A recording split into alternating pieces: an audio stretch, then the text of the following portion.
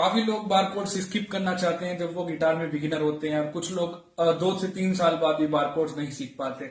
उनको सीखने का सबसे ज्यादा फायदा ये है कि आप कुछ progression like G to G sharp अगर आपको ट्रांजिशन करना है, और A to A sharp, B to C, इस तरह के ट्रांजिशन जब आप करना चाहते हैं तो आप केपो अगर यूज कर रहे हैं तो आपके लिए काफी टफ होता है, वो अच्छा साउंड भी नहीं करता। लेकिन अगर आप बारकोड यूज करते हैं तो इस तरह की कोड्स को जब आपको शिफ्ट करना होता है तो इजी हो जाता है। शुरू में आपको बारकोड्स प्रेस करना काफी टफ लगेगा, पर इसके फायदे ये है कि आप लिटरली गाना निकलवा सकते हो गिटार से। आपको ऐसा लगेगा गिटार खुद गाना गा रहा है।